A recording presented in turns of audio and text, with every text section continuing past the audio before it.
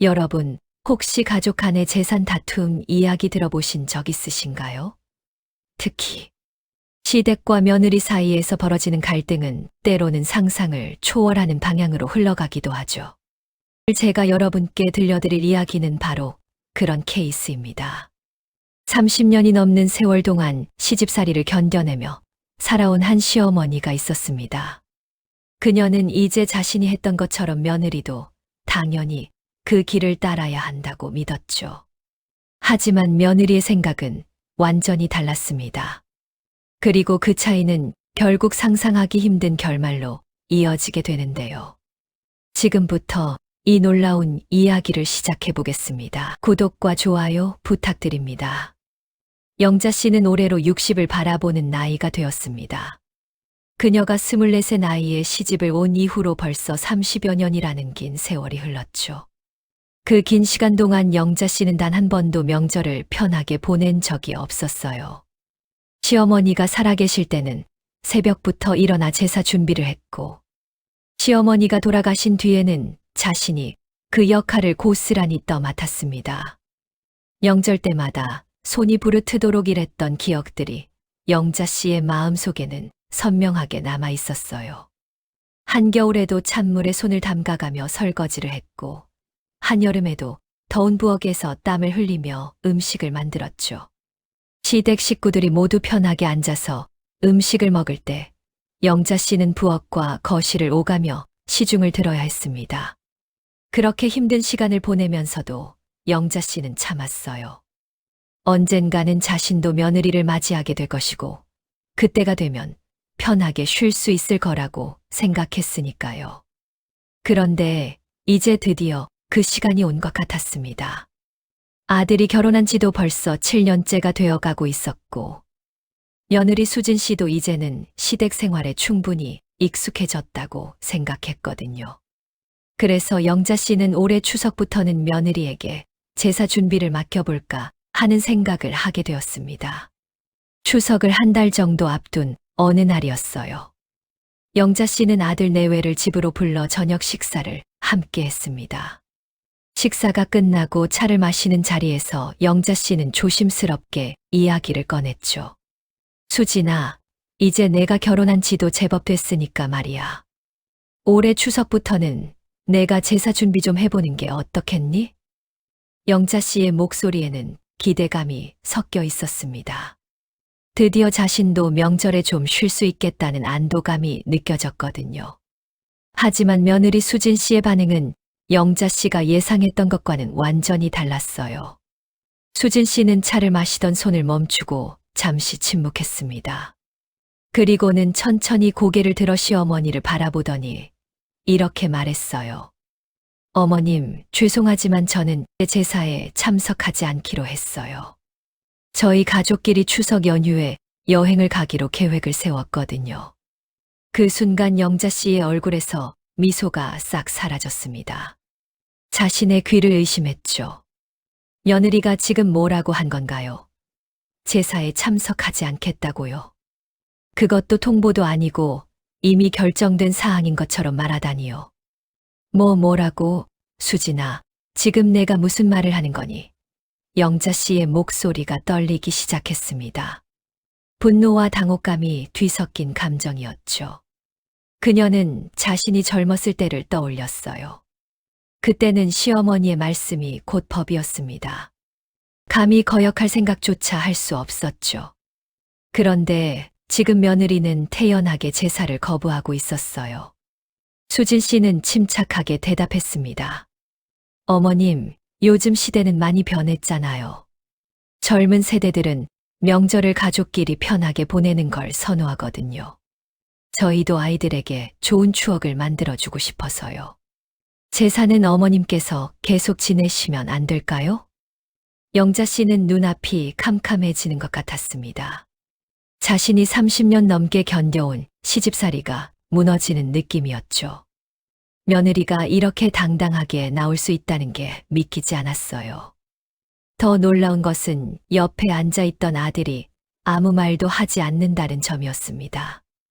민수야, 너는 지금 내 아내가 이런 말을 하는데도 가만히 있을 거니? 영자 씨가 아들에게 물었습니다. 하지만 아들 민수는 난처한 표정으로 고개를 숙인 채 말이 없었어요. 그 모습을 보며 영자 씨는 더욱 화가 치밀어 올랐습니다. 좋아, 그렇게 나오는 거구나. 내가 젊었을 때는 말이야. 이렇게 시어머니 말씀을 거역할 생각조차 못했어. 그런데 너는 지금 뭘 하는 거니? 영자 씨의 목소리가 점점 높아졌습니다. 수진 씨는 여전히 침착한 표정이었어요. 어머님, 시대가 달라졌잖아요. 어머님이 겪으셨던 그 힘든 시집살이를 저희 세대까지 이어갈 필요는 없다고 생각해요. 우리는 우리만의 방식으로 명절을 보내고 싶어요. 영자 씨는 숨을 크게 들이마셨습니다. 가슴이 답답하고 머리가 지끈거렸죠. 자신이 평생 쌓아온 가치관이 한순간에 무너지는 것 같았어요. 며느리의 말이 틀린 건 아니라는 걸 머리로는 이해할 수 있었지만 감정적으로는 받아들이기가 힘들었습니다. 알았어. 너희들 마음대로 해. 하지만 기억해둬. 내가 이런 식으로 당할 줄은 정말 몰랐어. 영자 씨는 자리에서 벌떡 일어나 안방으로 들어가 버렸습니다. 거실에는 무거운 침묵만이 남았죠. 그날 밤 영자 씨는 잠을 이루지 못했습니다. 머릿속에는 며느리의 말들이 계속 맴돌았어요. 영자 씨는 이불을 뒤집어 쓴 채 한숨을 내쉬었습니다. 다음 날 아침 영자 씨는 일찍 일어나 거울을 보았어요. 거울 속 자신의 얼굴에는 주름이 깊게 패여 있었고 눈가에는 다크서클이 짙게 드리워져 있었습니다. 30년이라는 세월 동안 자신이 얼마나 많은 것을 희생했는지가 그 얼굴에 고스란히 담겨 있었죠. 영자 씨는 부엌으로 가서 커피를 내렸습니다. 커피 향이 집안에 퍼지는 동안 그녀는 지난밤 며느리가 했던 말들을 곱씹어 보았어요. 정말로 시대가 바뀐 걸까요? 아니면 며느리가 그저 편한 길만 택하려는 걸까요? 영자 씨의 마음 속에는 서운함과 배신감이 자리 잡고 있었습니다. 자신이 견뎌냈던 그 힘든 시간들이 이제는 아무 의미도 없는 것처럼 느껴졌거든요. 며느리는 자신이 겪었던 고생을 전혀 이해하지 못하는 것 같았어요. 창밖을 바라보며 영자 씨는 생각에 잠겼습니다. 내가 뭘 잘못한 걸까? 며느리에게 너무 많은 걸 요구한 걸까? 하지만 곧 고개를 저었죠. 아니야, 이건 당연한 거야.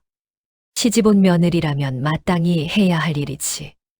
자신을 이렇게 무시하다니 도저히 용납할 수가 없었습니다. 며칠이 지나고 영자 씨는 한 가지 결심을 하게 되었습니다. 며느리가 자신을 이런 식으로 대한다면 자신도 가만히 있을 수만은 없다는 생각이 들었거든요. 영자 씨에게는 한 가지 카드가 있었어요. 바로 재산이었습니다. 영자 씨는 남편이 남긴 아파트 2채와 상가 건물을 소유하고 있었습니다. 시가로 따지면 대략 20억 원 정도 되는 재산이었죠. 아들 민수는 당연히 이 재산을 물려받을 거라고 생각하고 있었을 거예요. 하지만 영자 씨는 달랐습니다. 내 재산은 내 마음대로 할 수 있어. 며느리가 날 이렇게 무시한다면 재산도 물려줄 이유가 없지. 영자 씨는 천천히 계획을 세우기 시작했습니다. 며느리에게 확실하게 교훈을 주고 자신의 권위를 되찾을 방법을 생각했죠. 그리고 며칠 후 영자 씨는 아들에게 전화를 걸었습니다. 민수야, 너희 부부 이번 주말에 집으로 와라. 할 이야기가 있어. 영자 씨의 목소리는 차갑고 단호했습니다. 아들 민수는 어머니의 목소리 톤에서 심상치 않은 기운을 느꼈지만 감히 거절할 수는 없었죠. 주말이 되었고 아들 내외가 영자 씨의 집으로 찾아왔습니다. 거실에는 이미 영자 씨가 단정하게 차려입고 앉아 있었어요. 그녀의 표정은 굳어 있었고 눈빛은 차가웠습니다. 앉아라. 영자 씨가 말했습니다. 아들 내외는 조심스럽게 소파에 앉았죠. 분위기가 심상치 않다는 걸 두 사람 모두 느낄 수 있었어요. 영자 씨는 잠시 침묵했습니다. 그리고는 천천히 입을 열었죠. 수진아, 너 지난번에 제사 안 오겠다고 했지. 그 말 진심이니? 수진 씨는 고개를 끄덕였습니다. 네, 어머님. 죄송하지만 저희 결정은 변함없어요. 그녀의 목소리는 여전히 침착했지만 영자 씨의 귀에는 그것이 오만하게 들렸어요. 그럼 나도 내 결정을 말하겠어. 그녀는 숨을 깊게 들이마시고는 폭탄 선언을 했습니다.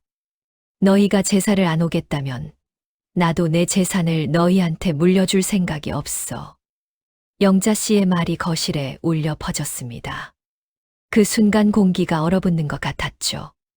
아들 민수의 얼굴이 창백해졌고 수진 씨는 눈을 크게 떴어요. 어머니, 그게 무슨 말씀이세요? 민수가 떨리는 목소리로 물었습니다.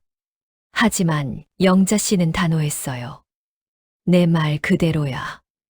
이 집도 강남에 있는 아파트도 상가 건물도 다 내 거야. 그리고 내가 죽으면 다 사회에 환원하거나 내 여동생한테 줄 거야. 너희한테는 한 푼도 안 줘. 수진 씨가 조용히 말했습니다. 어머님, 지금 유산으로 저희를 협박하시는 건가요? 그녀의 목소리에는 차가움이 묻어났어요. 영자 씨는 비웃음을 흘렸죠. 협박. 이건 협박이 아니라 당연한 거야. 시집온 며느리가 제사도 안 오겠다는데 내가 왜 재산을 물려줘야 하니? 민수는 어머니와 아내 사이에서 어찌할 바를 몰라 했습니다. 어머니, 진정하세요. 우리 천천히 이야기해요. 수진아, 너도 어머니 말씀 좀 들어봐. 하지만 두 여자는 서로를 노려보기만 할 뿐이었어요. 영자 씨는 계속해서 말했습니다. 나는 말이야, 내 시어머니가 살아계실 때 30년 넘게 꼬박꼬박 제사를 지냈어. 한 번도 빠진 적이 없이. 새벽 4시에 일어나서 음식 준비하고 제사 지내고 설거지하고 그렇게 살았다고. 그런데 너는 겨우 7년 결혼 생활했다고 벌써 제사가 싫다는 거니? 수진 씨는 침착하게 대답했습니다. 어머님이 그렇게 사신 건 어머님 선택이었잖아요. 저는 그런 삶을 살고 싶지 않아요. 제 인생은 제가 선택하고 싶어요. 이 말에 영자 씨의 얼굴이 붉어졌습니다. 선택이라고? 시집을 왔으면 시댁 식구들을 따라야지. 무슨 선택이 그렇게 많아? 영자 씨의 목소리가 높아졌어요. 하지만 수진 씨는 물러서지 않았습니다. 어머님, 저는 민수 씨와 결혼했지. 시댁 전체와 결혼한 게 아니에요. 물론 어머님을 존중하지만 제 삶까지 포기할 수는 없어요. 이 말을 듣고 영자 씨는 더욱 화가 났습니다. 좋아. 그럼 너 마음대로 해. 하지만 내 재산도 내 마음대로 할 거야.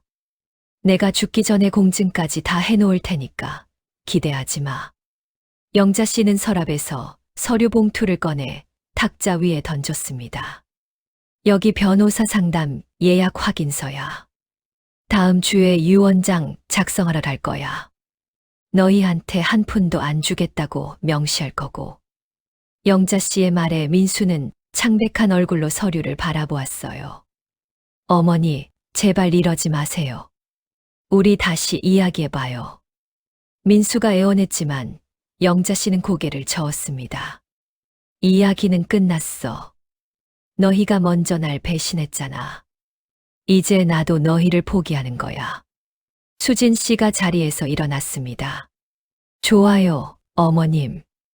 유산 한 푼도 안 주시겠다면 그렇게 하세요. 저희는 어머님 재산 없이도 충분히 잘 살 수 있어요. 여보, 우리 가요. 그녀는 가방을 들고 현관으로 향했죠. 민수는 어머니를 바라보다가 결국 아내를 따라 나섰습니다. 어머니, 진정하시면 다시 연락드릴게요. 하지만 영자 씨는 대답하지 않았어요. 그저 차갑게 두 사람의 뒷모습을 바라볼 뿐이었습니다. 현관문이 닫히고 영자 씨는 홀로 거실에 남았습니다. 그녀는 소파에 앉아 심호흡을 했어요. 가슴이 두근거렸고 손이 떨렸습니다. 하지만 동시에 묘한 쾌감도 느껴졌죠. 내가 이겼어. 며느리가 무릎 꿇고 빌 거야.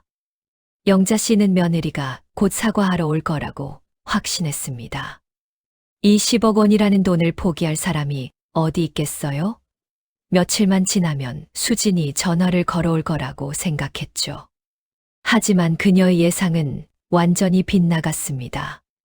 일주일이 지나도 아들 내외로부터 아무런 연락이 없었어요. 2주일이 지나도 마찬가지였습니다. 영자 씨는 점점 불안해지기 시작했죠. 혹시 정말로 재산을 포기하고 연락을 끊은 건 아닐까? 영자 씨는 참지 못하고 아들에게 전화를 걸었습니다. 하지만 민수는 전화를 받지 않았어요.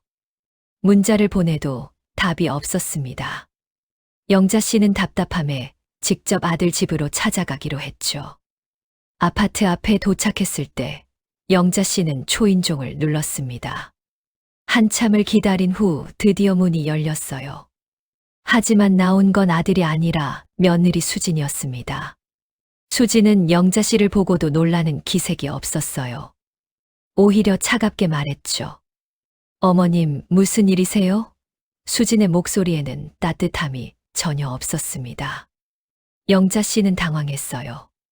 민수 있니? 민수 좀 보자.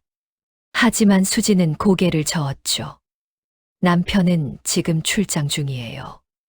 어머님, 용건이 있으시면 말씀하세요. 영자 씨는 며느리의 태도에 화가 났지만 참았습니다. 수진아, 우리 이렇게 사이가 나빠질 필요는 없잖니. 들어가서 이야기 좀 하자. 하지만 수진은 문간을 막아섰어요. 어머님, 이미 말씀드릴 건 다 드렸어요. 저희는 어머님 결정을 존중해요. 그러니 어머님도 저희 결정을 존중해 주세요. 뭐, 너 지금 나한테 이러는 거니? 영자 씨의 목소리가 떨렸습니다. 하지만 수진은 흔들리지 않았어요. 어머님, 저희는 앞으로 명절에도 찾아뵙지 않을 거예요. 어머님이 원하시는 대로 유산도 포기할게요. 대신 저희 가족끼리 행복하게 살 거예요. 이만 들어가겠습니다. 수진은 그렇게 말하고는 문을 닫아버렸습니다. 영자 씨는 닫힌 문 앞에서 멍하니 서 있었어요. 믿을 수가 없었죠.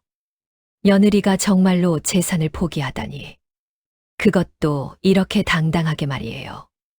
영자 씨는 집으로 돌아오는 길에 계속 생각했습니다. 내가 뭘 잘못한 걸까? 왜 이렇게 된 거지? 하지만 곧 고개를 저었어요. 아니야, 잘못은 며느리가 한 거야. 나는 당연한 권리를 주장한 것뿐이야. 집에 도착한 영자 씨는 거울을 보았습니다. 거울 속 자신의 얼굴은 지쳐 보였어요. 주름은 더 깊어진 것 같았고 눈가의 다크서클도 더 짙어졌습니다. 영자 씨는 한숨을 쉬었죠. 그날 밤 영자 씨는 또 잠을 이루지 못했습니다. 침대에 누워 천장을 바라보며 생각했어요. 정말 이대로 가는 게 맞는 걸까? 아들과 손주들을 이렇게 잃어버려도 괜찮은 걸까? 하지만 자존심이 허락하지 않았습니다. 지금 물러서면 며느리에게 진 것 같았거든요. 며칠 후 영자 씨는 약속대로 변호사 사무실을 찾았습니다. 유언장을 작성하기 위해서였죠. 변호사는 영자 씨의 상황을 듣고 조심스럽게 물었어요. 정말 아드님께 한 푼도 안 남기시겠다는 건가요? 영자 씨는 단호하게 고개를 끄덕였습니다. 네, 그렇게 해주세요. 제 재산은 전부 딸에게 상속하고 일부는 자선단체에 기부하겠어요. 변호사는 한 번 더 확인했죠. 유류분 청구권이 있으니까 완전히 배제하기는 어렵지만 최소한으로 줄일 수는 있습니다. 좋아요. 그렇게 해주세요. 영자 씨는 서류에 도장을 찍었습니다. 그 순간 묘한 허전함이 밀려왔지만 곧 무시했어요. 이게 맞는 거야. 나를 무시한 대가를 치르게 해야 해. 유언장 작성을 마치고 집으로 돌아온 영자 씨는 소파에 앉아 커피를 마셨습니다. 그런데 이상하게도 마음이 편하지 않았어요. 뭔가 중요한 걸 잃어버린 것 같은 느낌이 들었죠. 그때 전화벨이 울렸습니다. 영자 씨는 혹시 아들인가 싶어 얼른 전화를 받았어요. 하지만 전화를 건 사람은 딸 미영이었습니다. 엄마, 오빠한테 들었어요. 엄마가 유산을 안 준다고 하셨다면서요? 영자 씨는 딸에게 자초지종을 설명했습니다. 며느리가 제사를 거부했고, 그래서 자신도 재산을 물려주지 않기로 했다고요. 하지만 딸의 반응은 예상 밖이었어요. 엄마, 그건 좀 심한 것 같아요. 며느리도 자기 인생이 있잖아요. 요즘 시대에 무조건 제사를 강요하는 건 좀. 미영의 말에 영자 씨는 충격을 받았습니다. 뭐, 너마저 그런 소리를 하는 거니? 엄마, 저는 그냥 엄마가 너무 외로워지실까봐 걱정되는 거예요. 오빠랑 사이가 나빠지면 엄마가 더 힘드실 텐데요. 미영의 목소리에는 걱정이 묻어났지만 영자 씨는 그것마저 배신으로 느껴졌어요. 걱정 말아라. 나는 혼자서도 잘 살 수 있어. 영자 씨는 그렇게 말하고 전화를 끊었습니다. 하지만 마음 한구석이 무너지는 것 같았죠. 자식들조차 자신을 이해하지 못한다는 사실이 너무나 슬펐어요. 추석이 다가왔습니다. 영자 씨는 혼자 제사 준비를 했어요. 평소보다 간소하게 준비했지만 그래도 기본적인 음식들은 다 차렸죠. 부침개를 부치고 나물을 무치고 과일을 깎았습니다. 제사상을 차리면서 영자 씨는 문득 허망함을 느꼈어요. 이 많은 음식을 혼자 먹어야 한다는 게 쓸쓸했죠.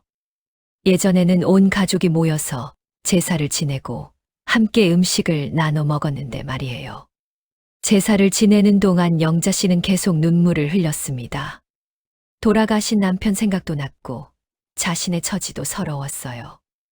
여보, 당신이 살아있었다면 이런 일이 일어났을까요? 아들이 나를 이렇게 버리지는 않았을 텐데. 제사가 끝나고 영자 씨는 제사상에 혼자 앉아 음식을 먹었습니다. 맛있게 만든 음식들이었지만 입맛이 없었어요. 억지로 몇 숟가락 떠먹다가 숟가락을 내려놓았죠. 거실에는 텅 빈 소파들이 있었고 테이블에는 쓸쓸하게 놓인 음식들만이 있었습니다. 영자 씨는 소파에 앉아 명절 특집 프로그램을 틀었어요. TV에서는 행복한 가족들의 모습이 나왔죠. 영자 씨는 리모컨을 집어 던지고 싶었습니다. 그때 핸드폰이 울렸어요. 영자 씨는 혹시나 하는 마음에 전화기를 집어들었습니다. 하지만 화면에 뜬 이름은 아들이 아니라 친구 정이었죠. 영자야, 추석 잘 보내. 오늘 아들 내외랑 손주들 다 왔어. 너무 행복해. 정희의 목소리는 기쁨으로 가득했습니다. 영자 씨는 억지로 밝은 목소리를 냈어요. 아, 그래. 좋겠다. 나도 잘 보내고 있어. 하지만 전화를 끊은 후 눈물이 주르르 흘러내렸습니다. 며칠 후 영자 씨는 우연히 며느리 수진의 SNS를 보게 되었습니다. 호기심에 클릭했는데 거기에는 충격적인 사진들이 올라와 있었어요. 수진은 가족들과 함께 제주도 여행을 간 모습이었습니다. 사진 속 수진과 민수, 그리고 손주들은 모두 환하게 웃고 있었어요. 바닷가에서 놀고 맛있는 음식을 먹고 행복한 시간을 보내는 모습이었죠. 게시물에는 이런 글이 적혀 있었습니다. 드디어 우리 가족만의 명절을 보냈어요. 아이들이 너무 좋아하네요. 앞으로는 이렇게 우리끼리 행복하게 명절을 보낼 거예요. 돈보다 소중한 건 가족의 행복이라는 걸 깨달았어요. 영자 씨는 그 글을 읽고 숨이 막히는 것 같았습니다. 며느리가 정말로 재산을 포기하고 행복해하고 있다는 게 믿기지 않았어요. 더 충격적인 건 손주들의 표정이었습니다. 아이들은 할머니 없이도 너무나 행복해 보였죠. 돈보다 소중한 건 가족의 행복. 영자 씨는 그 문구를 계속 읽고 또 읽었습니다. 그 순간 불안감이 밀려왔어요. 혹시 자신이 잘못 생각한 건 아닐까? 며느리는 정말로 돈 때문에 자신을 따르던 게 아니었던 걸까? 영자 씨는 핸드폰을 내려놓고 소파에 주저앉았습니다. 가슴이 답답하고 머리가 복잡했어요. 자신이 사용할 수 있는 유일한 무기가 돈이었는데 상대방이 그 돈에 관심이 없다면 자신은 어떻게 해야 할까요? 밤이 되어도 영자 씨는 잠을 이룰 수 없었습니다. 계속 며느리의 SNS 사진들이 머릿속에 떠올랐어요. 행복해하는 가족들의 모습이 자신을 비웃는 것 같았죠. 영자 씨는 베개에 얼굴을 묻고 흐느꼈습니다. 다음 날 아침 영자 씨는 거울을 보고 깜짝 놀랐어요. 하룻밤 사이에 얼굴이 더 늙어 보였습니다. 눈은 퉁퉁 부어 있었고 안색은 창백했죠. 영자 씨는 화장을 하려다가 포기했습니다. 무슨 소용이 있겠어요? 일주일이 지나고 2주일이 지났습니다. 여전히 아들 내외로부터는 아무런 연락이 없었어요. 영자 씨는 점점 더 외로워졌습니다. 집에 혼자 있는 시간이 너무 길었고 말을 할 사람도 없었죠. 영자 씨는 가끔 아들에게 전화를 걸어보았습니다. 하지만 민수는 전화를 받지 않았어요. 가끔 문자로만 짧게 대답할 뿐이었죠. 엄마, 바빠요. 나중에 연락드릴게요. 그 차가운 문자들이 영자 씨의 마음을 더 아프게 했습니다. 어느 날 영자 씨는 손주들 생일을 챙기려고 선물을 샀습니다. 비싼 장난감과 옷들을 사서 포장했죠. 그리고 아들 집 앞에 두고 왔어요. 초인종을 누르고 싶었지만 용기가 나지 않았습니다. 며칠 후 택배 상자가 집 앞에 놓여 있었습니다. 영자 씨가 보낸 선물들이 그대로 돌아온 거예요. 상자에는 짧은 쪽지가 붙어 있었죠. 어머님, 아이들은 어머님 선물을 받을 수 없대요. 돌려보내드립니다. 수진. 영자 씨는 그 쪽지를 읽고 주저앉았습니다. 손주들마저 자신을 거부한다는 게 너무나 충격적이었어요. 아니, 정확히는 며느리가 아이들에게 자신을 만나지 못하게 하고 있는 거겠죠. 그날 밤 영자 씨는 술을 마셨습니다. 평소에는 술을 거의 마시지 않았지만 그날은 참을 수가 없었어요. 소주를 한 병 마시고 맥주도 몇 캔 마셨습니다. 취기가 오르자 눈물이 쏟아졌죠. 내가 뭘 잘못했어. 나는 그저 며느리가 당연히 해야 할 일을 요구한 것뿐인데. 영자 씨는 혼잣말을 중얼거렸습니다. 하지만 아무도 대답해 주지 않았어요. 텅 빈 거실에는 영자 씨의 목소리만 울려 퍼질 뿐이었죠. 영자 씨는 핸드폰을 들고 아들에게 문자를 보냈습니다. 민수야, 엄마가 잘못했어. 미안해. 손주들이 보고 싶어. 하지만 답장은 오지 않았어요. 다음 날 영자 씨는 몸이 좋지 않았습니다. 어지러웠고 속도 메스꺼웠어요. 병원에 가야 한다는 생각이 들었지만 혼자 가기가 두려웠습니다. 예전에는 아들이 항상 병원에 데려다 줬는데 말이에요. 영자 씨는 택시를 타고 병원에 갔습니다. 의사는 스트레스와 우울증 증세가 있다고 말했어요. 약을 처방받고 집으로 돌아왔지만 마음의 병은 약으로 치료할 수 없었죠. 집에 돌아온 영자 씨는 소파에 누워 천장을 바라봤습니다. 이렇게 외롭게 살 거라면 재산이 무슨 소용인지 모르겠다는 생각이 들었어요. 하지만 지금 와서 며느리에게 사과하기도 자존심이 허락하지 않았습니다. 몇 달이 흘렀고 겨울이 찾아왔습니다. 영자 씨는 점점 더 건강이 악화되었어요. 제대로 식사도 하지 않고 운동도 하지 않았죠. 몸무게는 계속 줄어들었고 기력도 떨어졌습니다. 어느 날 아침 영자 씨는 침대에서 일어나려다가 그만 쓰러지고 말았습니다. 어지러움이 너무 심했거든요. 겨우 핸드폰을 잡아 119에 전화를 걸었죠. 구급차가 도착했고 영자 씨는 병원으로 이송되었습니다. 병원에서 검사를 받은 결과 영자 씨는 심한 영양실조와 우울증으로 입원이 필요하다는 진단을 받았어요. 의사는 보호자가 필요하다고 했죠. 영자 씨는 할 수 없이 딸 미영에게 연락했습니다. 미영이 병원에 도착했을 때 영자 씨의 모습을 보고 깜짝 놀랐어요. 몇 달 사이에 어머니는 완전히 다른 사람처럼 변해 있었죠. 야윈 얼굴과 힘없는 눈빛, 축 늘어진 어깨. 미영은 눈물을 참을 수 없었습니다. 엄마, 왜 이렇게 되도록 연락도 안 하셨어요? 미영이 울먹이며 물었습니다. 영자 씨는 힘없이 웃었어요. 괜찮아. 엄마는 혼자서도 잘 살 수 있어. 하지만 그 말을 하는 목소리는 떨리고 있었죠. 영자 씨는 일주일간 입원 치료를 받았습니다. 미영이 간병을 해주었지만 영자 씨는 계속 아들을 찾았어요. 민수는 안 오니 손주들은, 하지만 미영은 고개를 저을 수밖에 없었죠. 엄마, 오빠한테 연락했는데 바빠서 못 온대요. 미영은 거짓말을 했습니다.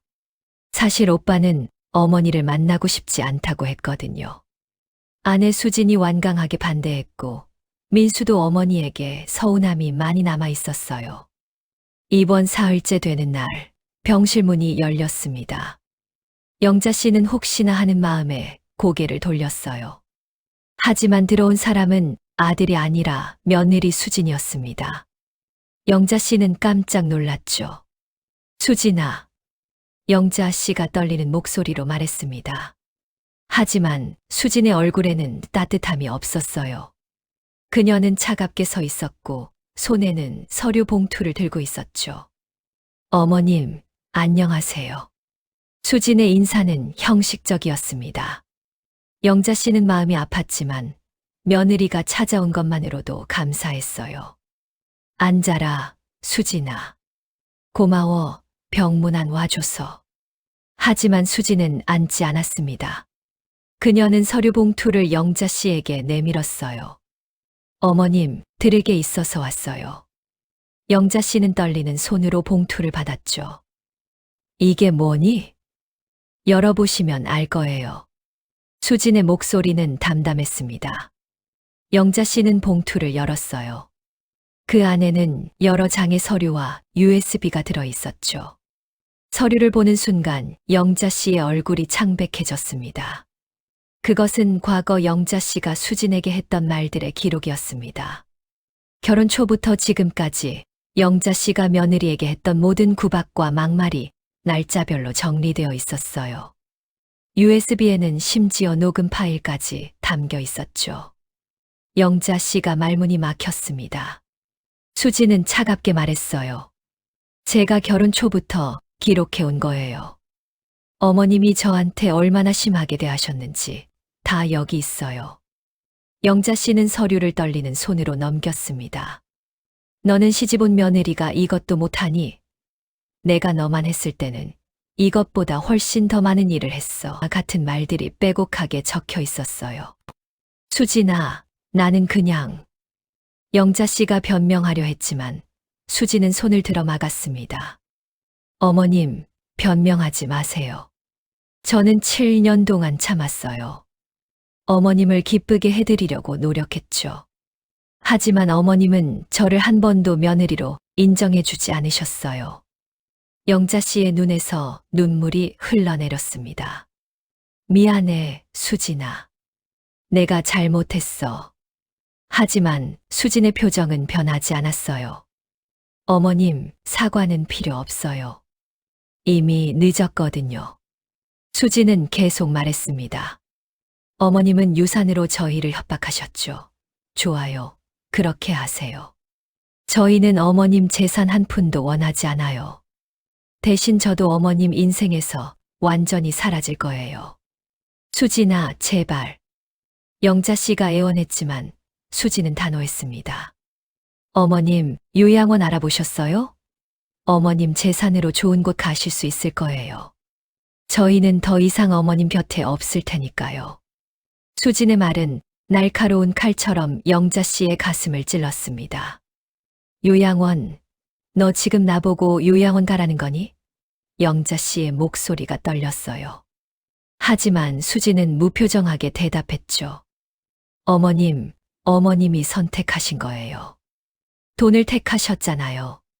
그 돈으로 편하게 사세요. 저희는 어머님 없이도 행복하게 살 거고요. 수지는 그렇게 말하고 병실을 나갔습니다. 영자 씨는 침대에 주저앉았습니다. 손에 든 서류들이 후들후들 떨렸어요. 자신이 며느리에게 했던 말들이 이렇게 기록되어 돌아올 줄은 몰랐죠. 미영이 병실로 들어왔을 때 영자 씨는 울고 있었습니다. 엄마, 무슨 일이에요? 미영이 놀라며 물었어요.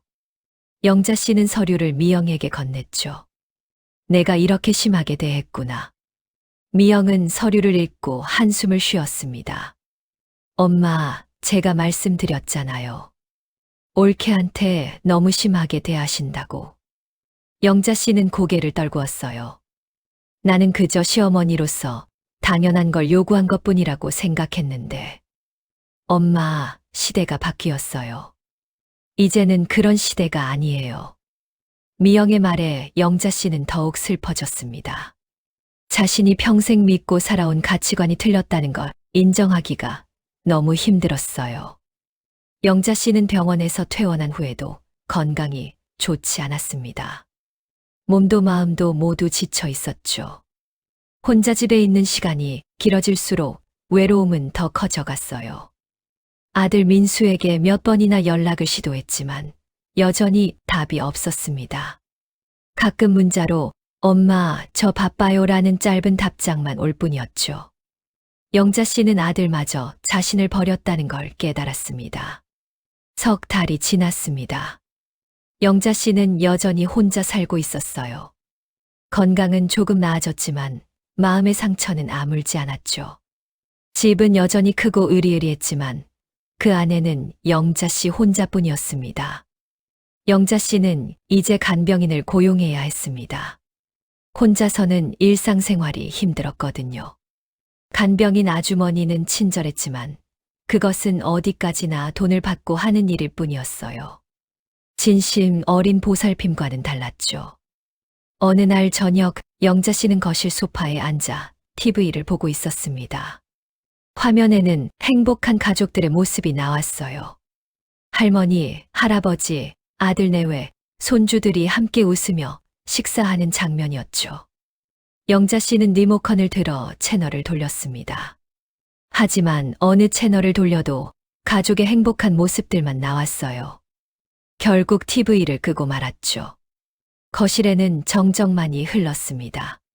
저녁 시간이 되어 간병인 아주머니가 음식을 가져왔습니다. 사모님, 저녁 식사하세요. 영자 씨는 고개를 끄덕이고 식탁으로 갔어요. 혼자 앉은 식탁에는 정성껏 차려진 음식들이 있었지만 맛이 없었습니다. 아주머니는 식사했어요? 영자 씨가 물었습니다. 간병인은 웃으며 대답했죠. 네, 제 방에서 먹을게요. 그렇게 말하고 간병인은 자기 방으로 들어갔어요. 영자 씨는 다시 혼자가 되었습니다. 영자 씨는 몇 숟가락 떠먹다가 숟가락을 내려놓았습니다. 혼자 먹는 밥은 모래를 씹는 것 같았어요. 예전에는 온 가족이 둘러앉아 식사했는데 지금은 이렇게 혼자 먹고 있죠. 창밖을 보니 어느새 해가 지고 있었습니다. 노을이 아름다웠지만 영자 씨의 마음은 어두웠어요. 이 아름다운 노을을 함께 볼 사람이 없다는 게 너무 슬펐죠. 영자 씨는 핸드폰을 들고 사진첩을 열었습니다. 거기에는 손주들의 사진이 가득했어요. 돌잔치 사진, 생일 사진, 명절 때 찍은 가족 사진들. 영자 씨는 손주들의 얼굴을 하나하나 쓰다듬었습니다. 보고 싶다. 영자 씨가 중얼거렸습니다. 손주들의 웃는 얼굴을 보며 눈물이 흘러내렸어요. 이제는 그 얼굴을 직접 볼 수 없다는 게 너무나 가슴 아팠죠. 영자 씨는 통장을 꺼내 보았습니다. 잔액은 10억 원이 훨씬 넘었어요. 아파트와 상가 건물까지 합하면 20억 원 정도의 재산이었죠. 하지만 이 돈이 무슨 소용인가요? 사랑하는 사람들이 곁에 없는데. 돈이 있으면 뭐해? 사람이 없는데. 영자 씨는 혼잣말을 했습니다. 그제야 깨달았어요. 자신이 지키려 했던 게 무엇이었는지, 그리고 그것 때문에 무엇을 잃었는지를. 영자 씨는 소파에 누워 천장을 바라보았습니다. 천장에는 아름다운 샹들리에가 달려 있었어요. 비싼 가구들로 채워진 거실, 넓은 평수의 아파트. 모든 게 완벽했지만 정작 중요한 건 없었죠. 밤이 깊어갔습니다. 영자 씨는 침대에 누웠지만 잠이 오지 않았어요. 어둠 속에서 과거를 돌이켜봤습니다. 며느리에게 했던 말들, 아들에게 했던 협박, 유산으로 가족을 통제하려 했던 시도들. 내가 틀렸구나. 영자 씨는 이제야 인정했습니다. 자신이 고집했던 것들이 결국 가족을 잃게 만들었다는 걸요. 하지만 이제 와서 돌이킬 수 있을까요? 어둠 속에서 영자 씨는 생각했습니다. 내일도 이렇게 혼자일 거야. 모레도, 그 다음 날도. 앞으로의 날들이 모두 똑같을 거라는 생각에 숨이 막혔어요. 만약 며느리의 선택을 존중했다면, 만약 유산으로 협박하지 않았다면, 지금도 가족들과 함께 있을 수 있었을 텐데요. 머릿속에는 후회만이 가득했죠. 하지만 이제 와서 돌이킬 수 있는 건 아무것도 없었습니다. 새벽이 되어서야 영자 씨는 겨우 잠들었습니다. 꿈속에서는 온 가족이 함께 웃고 있었어요. 손주들이 할머니 품에 안겨 있었고 아들과 며느리도 행복해 보였죠. 하지만 그것은 단지 꿈일 뿐이었습니다. 아침이 되어 영자 씨는 깨어났습니다. 현실로 돌아온 순간 다시 공허함이 밀려왔어요. 영자 씨는 침대에 누워 천장을 바라봤어요. 내일도 이렇게 외로울 거고 모레도 그 다음 날도 마찬가지일 것입니다. 이것이 영자 씨가 선택한 삶의 결과였습니다. 이것이 권력과 재산으로 가족을 통제하려 했던 한 여자의 최후였습니다. 모든 것을 가졌지만 가장 소중한 것을 잃어버린 비극적인 결말이었죠.